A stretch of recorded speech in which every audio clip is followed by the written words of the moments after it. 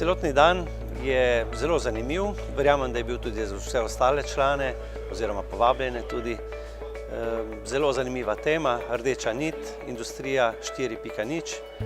Jaz bi k temu dodal še tudi krožno gospodarstvo, da dodamo trajnostni vidik in to so teme, ki so danes zelo aktualne. Poleg tega smo se dotaknili tudi nekaterih izzivov, ki jih imamo na kadrovskem področju. Bilo je videti, da je koncentracija v dvorani popolna, kar pomeni, da smo izbrali prave teme. Kompetence in kadri so en največji problem gospodarstva, zato ker potrebujemo drugačne kadre z drugačnimi kompetencami in pa predvsem bolj motivirani tiste, da bi delali v Sloveniji. Ena od pomembnih nalog, ki ima gospodarska zbornica, je, da oblikujemo skupaj z državo kompetenčne modele, da skušamo pravzaprav oblikovati ne več delovnih mest, ampak sestavljalnico kompetenc za izvajanje določenega dela.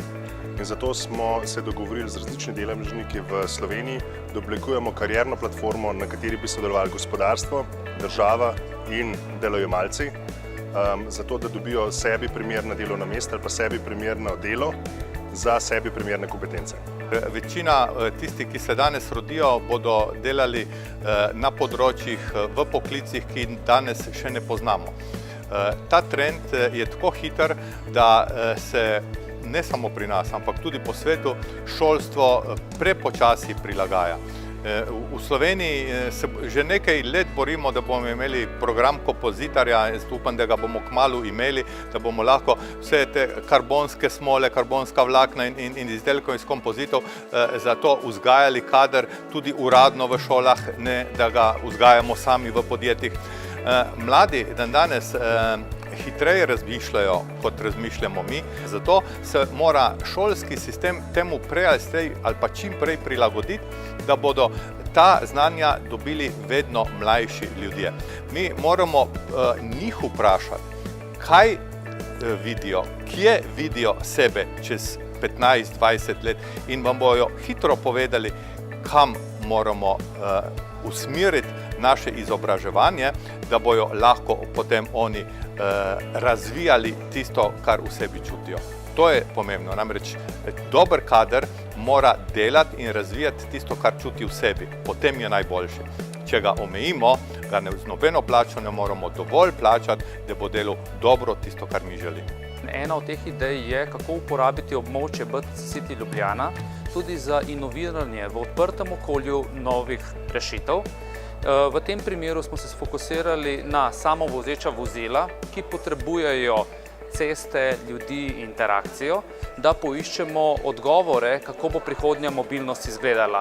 Mi iščemo odgovore za mobilnost po letu 2025 in da bi te odgovore našli, moramo začeti že danes. Tako da smo zelo navdušeni in vidimo, da bo prihodnost lepa, drugačna, kakšna pa bo, pa pridite k nam, da skupaj spoznamo. Cilj 60 000 evrov dodane vrednosti na zaposlenega do leta 2025 ne moremo doseči, če nismo ljudje tisti, ki imamo ne samo veselje, ampak tudi znanje in pa veščine, da lahko to dosežemo.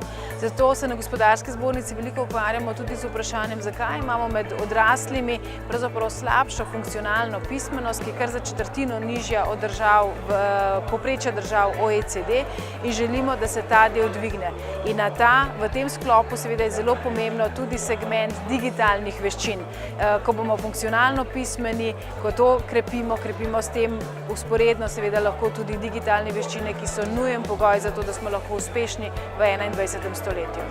Zelo pomembna je tu vloga tudi nacionalne gospodarske zbornice, pa ne samo pri inovativnosti. Jaz bi se tu dotaknil pravzaprav vseh področij, na katerih smo aktivni.